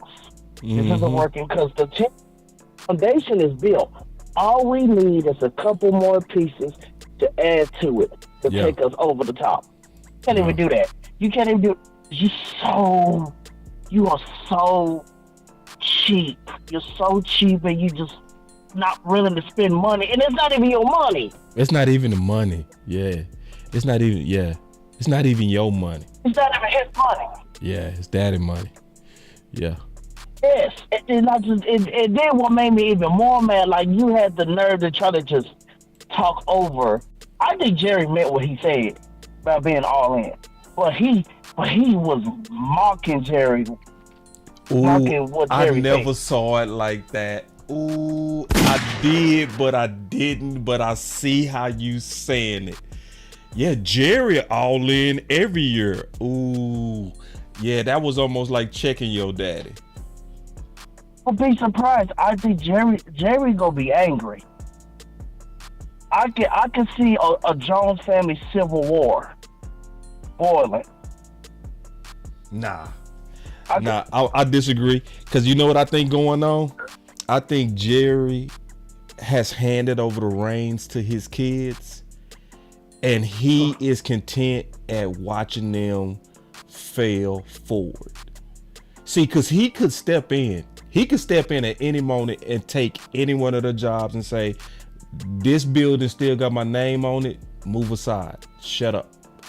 But for the relationship with all his kids, he doesn't intrude anymore. He's just a marketing guy. I think he's been a dad. I'm just being all the way honest. I think he's been that dad that's like, yeah, son, you effed up, but I love you. Straight up. It's about business. It's a small business. It's a $1 billion small business, if that makes sense. Yeah. But at the same time, it's like, okay, they hear them trying to, okay, even though, and Cowboy did say that they are trying to get the Dak deal done. Okay, get it done. Get it done. So, because we need the cap room. We need the cap room to go out in free agency to make moves. Go fill in your holes. Don't try to be cute in the draft, trying to do, what you've been doing and whatever, trying to reach for players. Go get a tackle that's a really good run stopper. Go get some. Don't even have linebackers. You can get really good linebackers, and then go get a running back. That's all you need for agency. The conference has been locked. And then that'll and then the draft you could add to it. Add to that. It's not that difficult. Yeah, man. But man, Prince, I appreciate it, man. Let me get to these other calls, man. You always bring that thunder, brother. Yeah, have a good night. You too, Prince. That was Prince. All right. Travis. Boss, what's up with it? What's up, Travis? Nah, I can't call it.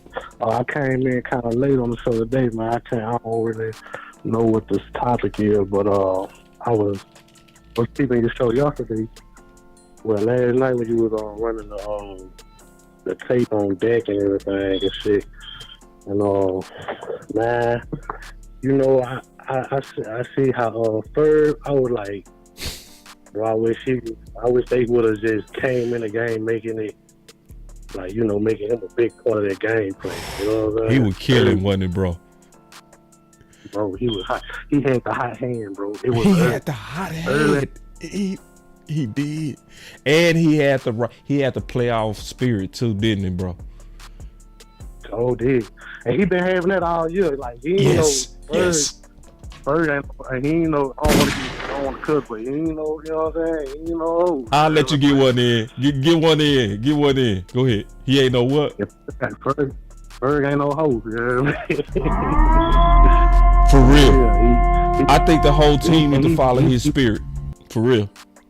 Easily, bro. Easily. When he come out there, how he throw them, how he get up. You know what I'm saying? Well, he was going to get it.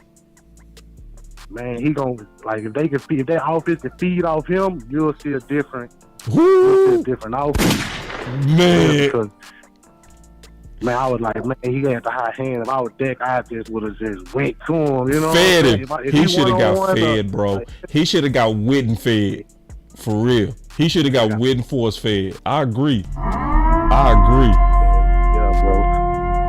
That's why I want to call in and work. I tried to call in yesterday, but the lines had got blocked. So like, it's all good, big dog. Man. But you see, we got you locked in, bro. We got you locked. So whenever you call, bro, I told you last time we gonna address you by name. You feel me? I appreciate it, man. I'm really looking forward to see what he's gonna do, bro, moving forward, for real. So do this. Make sure you rewind the show, bro. Watch this whole show. This is a real one, and share it. You feel me? For real. This is a good one. I got you. All right, bro. I got you, bro. That was Tavis. All right, DP Johnson. Boss Cowboy, what to do? What's up, man? You gonna step outside today or what, bro? It's a little bit more quiet in the house today. I got to step outside today. Okay. But I got to give a big shout out to B-Bird. As usual, big homie is always on point. Yeah, he killed it. He killed it. Everything he had to say. Oh, I want to remind y'all something. What Emmett been saying for the last 2 years. He said, we got away from the main thing being the main thing. I understand that passing sales and that's what gets everybody excited and all that. Football is football. The game is won up the middle. You know what I mean? Both, I played quarterback, running back, linebacker, strong safety. All I play is up the middle. Those are not the positions where you can play with people. You gotta have solid folks all the way up the middle. Yeah. And to include with that is the center and your one tech. You have to be solid. You know what I mean? Like, I'm sorry, and I don't mean to disrespect nobody else's football action. Boss, you was a boundary corner. Yeah. You and receivers, y'all physicality that y'all play with is different than what we play with in the middle of the field. Right. It's a different thing when you are constantly dealing with people who are 100 pounds bigger than you. And you're expected to be able to beat them just because you're quick. But you got this big hulking dude. You got to know how to handle that. It's a chess game. And when you don't have the appropriate pieces, bro, I'm sorry, that pawn ain't going to get it when you need a knight or a bishop. Right, it ain't going to do it.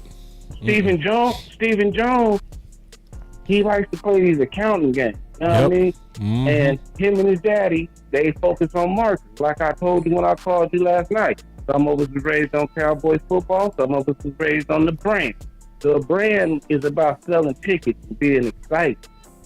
You know what I mean? So, yeah, they pushing for let's throw this ball, but let's slow back down. B-Bird said, best offense he loved 2014. That was the same offense we were supposed to run in 2016 when we drafted Zeke. Yep. And then Tony got hurt, and because we drafted Dak, this era began. But we've been running away from that ever since. Zeke had 2 bomb years. His third year, we gave him less carries. That's why he held out. Because he knew what was coming. He had already seen what y'all did to the running back before him. Plus, when he came, we had 2 former RB1s in the room with him who told him how the league get down. Mm-hmm. That's why Zeke held out. Smart. But once Zeke held out and he got paid, we got away from the main thing. We said, okay, he didn't got paid, but we're going to get off of him. And the way to do that is to make it Dak's team. But in doing so, here's a quarterback who you have room in running offense. You just decided now you're a passing offense. And the thing that goes hand in hand with the running offense is the running defense. The league is doing the same thing. The linebackers that they've been doing, the running backs, is just taking a little bit longer. Mm-hmm. Because the running backs was already getting the shot. You know what I mean? But if you watch any of the playoffs this year, it was proven. They might not get paid the way that they want to or the way that they deserve to, but championship football requires a running game and the ability to match it with your defensive line and your linebacker. The safety has to come up there to stop the run. That means you're open to the pass. That's fundamental football. Yeah. Got to get back to the main thing, being the main thing. I love your top 2 because I think Swift and Saquon is the way to go myself personally. Yeah. I agree with B-Bird. I think we can probably get both of the boys for the same 10.5. I swear we can get 2. But you know why we not going to get 2, bro? You know why? Because it ain't our thing, bro. It makes too much sense. And we like selling that draft. We like free, our bro. guys. Yeah. That's why we not gonna do it.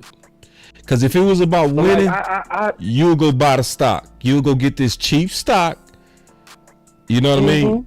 And you will say, okay, let's run it. You know what I mean? Nah. Yeah. No. We red-shirted them young dudes. So we will go with them young dudes. That's what we gonna do. Yeah, but one of the main point of your show, the bastards so good this year, bro. The bastards, the opportunities. It's the bastards. Like, man, if you look around, look at all these young dudes that 2-3 years in the league, and for some reason somebody else is getting the ball. You can talk somebody out of him for cheap. They already off of him. Let me get him while he got that spread. I don't want to wait for him to get beat up. We could be smart about it, you know?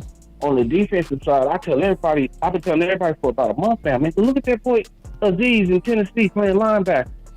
He was a backup in San Francisco for years, getting trained under the best. Made it the same cloth. He just didn't get his opportunity. Quit being lazy. They got another one. Did you see that boy 48 that came in the championship game? Man. He was playing his butt off. Yeah. He's going to be a free agent. Bro, it's some good ones out there, bro. And they going to be cheap. Because linebackers just play against running backs. If running backs is depreciated, linebackers are going to get depreciated.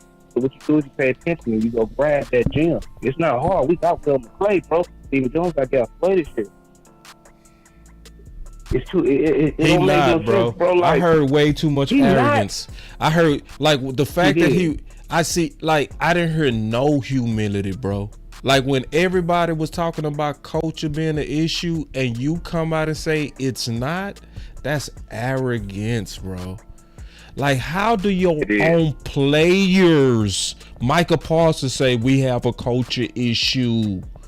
CeeDee Lamb, culture issue. Your own guys saying it. Like everybody on Radio Row. Everybody. Literally, all the content creators. We was all singing together the same tune. And he literally came out and said the opposite. That is no sign of humility. That means we gonna stay the course. We gonna stay the course on his stubbornness, bro. This ain't the year he gonna change. At the same time, we just gotta be loud. Yeah, we just gotta put the pressure on him. His daddy sitting back watching. I agree. I agree. 2 years in a row of us hollering, Coach, Jerry gonna move. I do agree. We done hollered everything else. 2 years in a row of us hollering, Coach, Jerry gonna move, bro. I definitely agree. You know why? You know why I know you right on that? You're not gonna mess my money up, Steven. Man, you know why I know you right on that, DP? Because we all said last year that last year was a budget draft, right? Like anybody who watched the draft show heard us saying, like, people wanted us to be optimistic and co-sign, and we was like, nah, bro, this was not an all-in draft. The OC was mad. I ain't gonna never forget how mad the OC was. Oh, I remember that show. Oh, he was mad. He was like, this was soft. This was not. Mama said, what's wrong? Yeah. He was mad. My mama with the OC on my phone, and my mama said, what's wrong? He is upset. Yeah, he was mad, and I really respect it. I respect it, especially looking at it in hindsight, because that's not easy to do when everybody wants you to be optimistic, and you over here like, oh hell no! And he stood on it. But this is what I want to tell you, DP. This is what I want to tell you real quick, DP. I knew that was a budget draft. No, but let me tell you why I know you right that Jerry go mess around and step in on him a little bit. Because he said, we not drafting for the future this year. He said that should tell you a lot.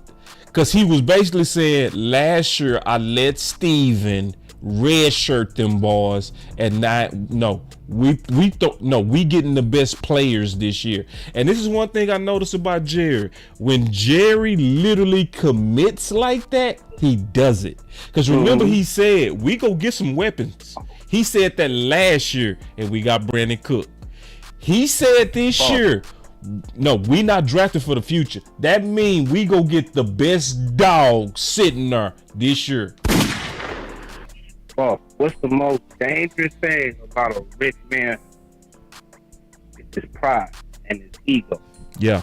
Jerry always want to tell everybody that we the number one team. And we just let you keep letting this whole team all these networks and our fans keep bad mouthing the organization, he's gonna get put on punishment. Yeah, he'll get put on punishment. Mm-hmm. He's gonna get on punishment. It's gonna be real embarrassing when your sister is standing next to your daddy at the press conference. Man, DP, go get on out of here, bro. Get on out of here, bro. Hey, Jeannie did it. All right, man, let me get back to this content, bro. Good call, bro. That was DP All right, Johnson, bro, man. All right, bro. That was DP, man. Good call, bro. Listen, man, the calls, y'all make the show, bro. For real. That's what make the show dope. My smart calls, man. I want to see some more of y'all call in, too. I do. You know what I'm saying? Yeah, so I do got some bonus content that I want to kind of get into. Just a little bit of bonus. But I want to highlight again what B-Bird said, because to me that was the key to the whole show. B-Bird said it best. He said you go opposite the technical against the stat nerds. So when you see it's becoming a passing league, what you do is you take advantage of the smaller size players trying to adapt to the passing league. Yeah. That yeah. Perfect. Yeah, when you see the stat nerds dropping everybody price, cause he right. I would go after everything that's depressed. I'm gonna tell you, if I was a GM right now, I would be targeting these running backs because they depressed. You know who else I would target? Black quarterbacks. I sure would. I would target them every year too, because almost every year they sink in the draft. The best value, don't get caught up thinking it's racist, because some of y'all go misunderstand the context. Black quarterbacks slip in the draft more than any position. And it's an opportunity if you smart. And I'm gonna tell you a person that took advantage of it that a lot of people don't even know. Bud Adams. Bud Adams did it for the Oilers. Yeah, when everybody didn't want Moon because they was being racist, he went and got him. Yeah, and then he didn't stop. Behind that, he took McNair. Then behind that, he took Young, Vince Young. Yeah. Cause think about it. I'm finished, coach. I'm not making no more calls. But I'll call you on the next show. I'm finished. I don't want to keep going because I want to finish my content. But I got you, coach. I promise you. But yeah, that's what I would target. I would target the running backs, and I would always target black quarterbacks. I sure would. I would be going right for them. Yeah. Like, think about it. Lamar had a better senior year than his junior year, and he was picked 32. Dak Prescott picked in the 4th round. Russell Wilson in the 3rd round. Mahomes should have been the overall number 1 pick easily. And Watson should have been number 2. Both of them dudes slipped. Yeah, a lot of people bragging on Mahomes now. Mahomes slipped. Mahomes never should have been 7. Watson never should have been. Yeah, you remember who they took? Mitch Trubisky. Oh, nah. Man, B. Bird was right. When them stat nerds be having you, you go against them. Yeah, you go against the trend sometimes. That's how you make that money as a technical analysis. So let me give y'all this bonus content. I'm gonna get up out of here. I just want to make y'all aware of a couple of things before I get up out of here. Just a couple of things. All right.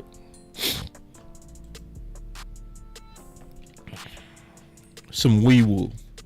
Okay. I just want to, because it's stuff that's going around, and I don't like it. I'm just being honest, I don't like it. So Spot Track did a projection saying that they can see Dak doing a 3-year, $180 million extension. Bro. No. See, you got to know the history of your organization. The Dallas Cowboys, they do not do short-term contracts. I can show you they last 10 of their best players. I can show you they last 10 of their best players. All of them was on 5 or 6 year contracts. But I'm just showing y'all this so y'all can know how Dak is always basically used for publicity and clicks. See, because I guarantee you, let me go look at the views on this. Watch this. It's going to be crazy. Look. 500,000 views. Yup. See, when you put Dak name and stuff, you get the views, you get the clicks, bruh. 250 million shares. I mean, not million. 250 shares. Oh my God. And it is total wee woo, bruh. See, the last person to get the average per year was Joe Burrow at 55. But they keep throwing out this 60 million, bruh. And it's the only way, I'm going to tell you, the only way it's going to happen. The only way you go see 60 million is if we dumb enough to let Tua and Love get ahead of us. Which brings me to this before I get up out of here. And this is one of the most frustrating things about this whole moment. People forgot that Steven admitted his biggest mistake was not paying Dak the first time around early.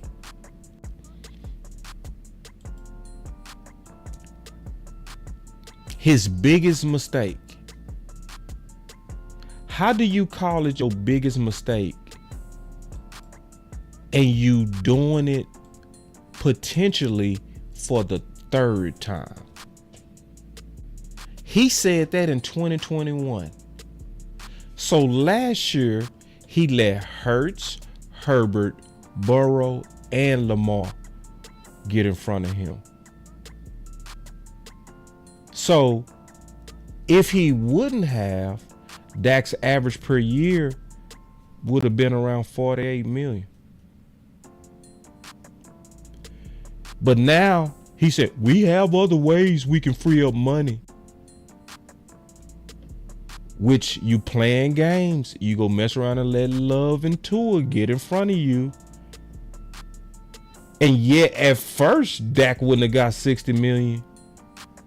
But now he will because you kept running up your own price waiting.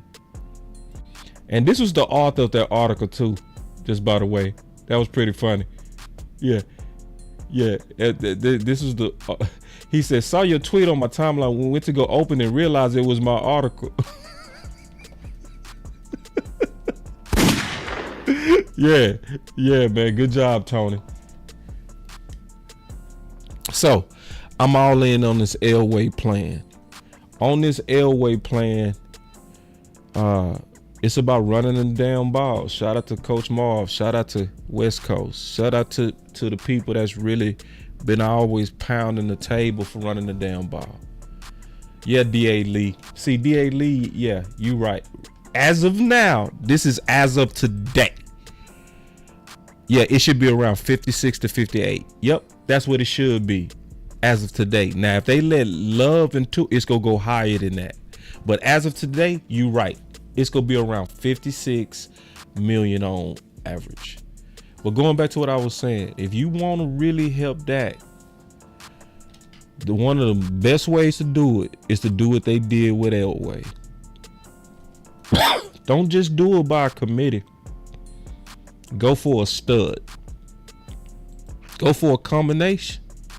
You can still draft your guy, but I ain't gonna let y'all lie to me and pretend that draft is just as good as these free agents. Boss Cowboy Sports, where your voice matters.